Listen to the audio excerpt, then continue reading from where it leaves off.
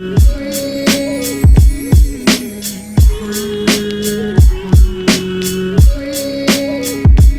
Friends, moms delicious ಝೋನಿಗೆ ನಿಮಗೆಲ್ಲರಿಗೂ ಸ್ವಾಗತ.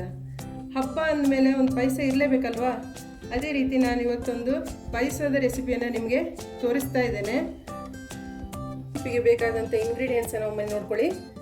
ಹೆಸರುಬೇಳೆ, ಒಂದು 200 ಗ್ರಾಮ್ ಹೆಸರುಬೇಳೆಯನ್ನು ತೆಗೆದುಕೊಂಡಿದ್ದೇನೆ. ಒಂದು ಸ್ವಲ್ಪ ಶಾವಿಗೆಯನ್ನು ತೆಗೆದುಕೊಂಡಿದ್ದೇನೆ. ಒಂದು ಕಪ್ನಾಗುವಷ್ಟು ಕಾಯಿ ಹಾಲನ್ನು ತೆಗೆದುಕೊಂಡಿದ್ದೇನೆ.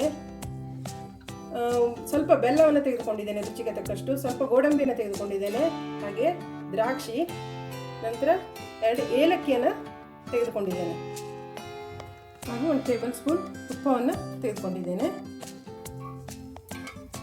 ಈಗ 1 ಟೇಬಲ್ ಸ್ಪೂನ್ ತುಪ್ಪವನ್ನು ಹಾಕ್ಕೊಳ್ತಾ ಇದ್ದೇನೆ ಇದರಲ್ಲಿ. ಈಗ ಇದರಲ್ಲಿ ನಾನು ಗೋಡಂಬಿಯನ್ನು ಸ್ವಲ್ಪ ಹುರ್ಕೊಳ್ತೇನೆ.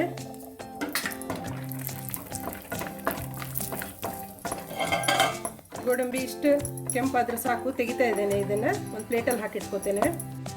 ಈಗ ಸ್ವಲ್ಪ ದ್ರಾಕ್ಷಿಯನ್ನು ಹುರ್ಕೊಳ್ತೇನೆ.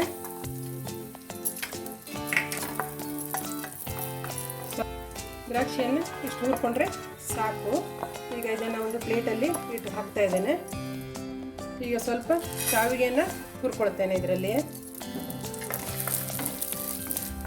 ನೋಡಿ, ಶಾವಿಗೆ ಇಷ್ಟ ಆದರೆ ಸಾಕು. ಈಗ ಹೆಸರು ಬೇಳೆಯನ್ನು ಸ್ವಲ್ಪ ಹುರ್ಕೊಳ್ತೇನೆ. ಸ್ವಲ್ಪ ಕೆಂಪಾಗೋ ತನಕ ಸ್ವಲ್ಪ ಹುರ್ಕೊಳ್ಳಿ, ಯಾಕಂದರೆ ಅದು ಹಸಿ ವಾಸನೆ ಏನಿದ್ರೂ ಹೋಗ್ತದೆ ಅದರಿಂದ.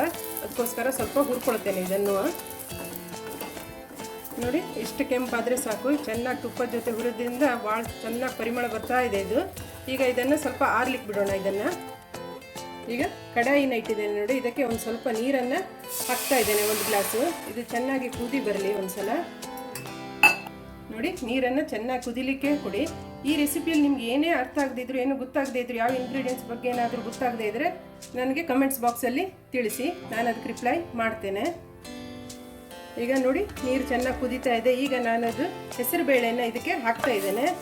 ನೀವು ಇದನ್ನು ಕುಕ್ಕರಲ್ಲೂ ಕೂಡ ಬೇಯಿಸ್ಕೊಳ್ಬೋದು, ಆದರೆ ನಾನು ಈ ಕಡಾಯಲ್ಲಿ ಬೇಯಿಸ್ಕೊಳ್ತಾ ಇದ್ದೇನೆ. ಕುಕ್ಕರಲ್ಲಿ ಒಮ್ಮೊಮ್ಮೆ ಕರ್ಗೋಗ್ಬಿಡುತ್ತೆ ಪೂರ್ತಿ, ಅದಕ್ಕೋಸ್ಕರ ನಾನು ಕಡಾಯಲ್ಲಿ ಬೇಯಿಸ್ಕೊಳ್ತೇನೆ ಮೊದಲು. ನೋಡಿ, ಹೆಸರುಬೇಳೆ ಈಗ ಚೆನ್ನಾಗಿ ಬೇಯಲಿ. ಈಗ ನಾನು ಸ್ವಲ್ಪ ಒಂದು 15 ನಿಮಿಷ ಎಷ್ಟೊತ್ತು ನೋಡ್ತಾ ಇರಿ, ಅವಾಗವಾಗ ಇದನ್ನು ಮುಚ್ಚಿ ಬೇಯಿಸ್ತಾ ಇದ್ದೇನೆ. ಈಗ ನೋಡಿ, ಈಗ ಎಷ್ಟು ಬೆಂದಿದೆ ಅಂತ ನೋಡೋಣ. ನೋಡಿ, ಇದು ಚೆನ್ನಾಗಿ ಬೆಂದಿದೆ. ಈ ರೀತಿ ಪ್ರೆಸ್ ಆದರೆ ನೋಡಿ, ಈ ರೀತಿ ಪೇಸ್ಟ್ ಆಗ್ತಾ ಇದೆ. ಇಷ್ಟ ಆದ ತಕ್ಷಣ ನಾವು ಶಾವಿಗೆಯನ್ನು ಹುರಿದಿಟ್ಕೊಂಡಿದ್ವಲ್ಲ, ಅದನ್ನು ಇದರಲ್ಲಿ ಹಾಕ್ತಾ ಇದ್ದೇನೆ. ಈ ಶಾವಿಗೆ ಬೇಯಲಿಕ್ಕೆ ಒಂದು 5 ನಿಮಿಷ ಬೇಯಿಸಿ ಇದನ್ನು. ಮತ್ತೆ ನೋಡಿ, ಈಗ ಶಾವಿಗೆಯನ್ನು ಬೆಂದಿದೆ. ಇದಕ್ಕೆ ಈಗ ನಾವು ಬೆಲ್ಲವನ್ನು ಹಾಕ್ತಾ ಇದ್ದೇನೆ.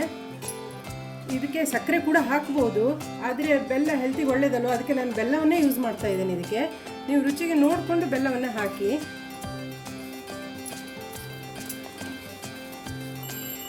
ಈಗ 2 ಏಲಕ್ಕಿ ಇತ್ತಲ್ಲ, ಅದನ್ನು ಹಾಕ್ತಾ ಇದ್ದೇನೆ. ಈಗ ಸ್ವಲ್ಪ ಆಕಳ ಹಾಲನ್ನು ಹಾಕ್ತಾ ಇದ್ದೇನೆ.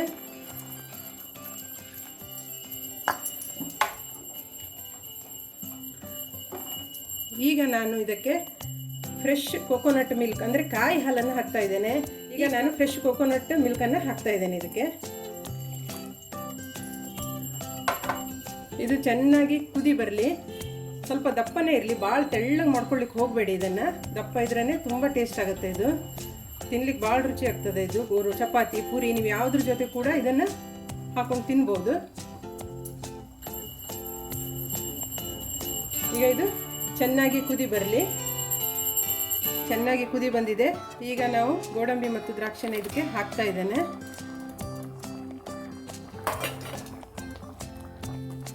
ನೋಡಿ, ಈಗ ಚೆನ್ನಾಗಿ ಪಾಯಸ ರೆಡಿಯಾಗಿದೆ. ಈಗ ಗ್ಯಾಸ್ ಆಫ್ ಮಾಡ್ತಾ ಇದ್ದೇನೆ ನಾನು. ಇದನ್ನು ಒಂದು ಬೌಲಿಗೆ ಈಗ ಸರ್ವ್ ಮಾಡ್ತೇನೆ.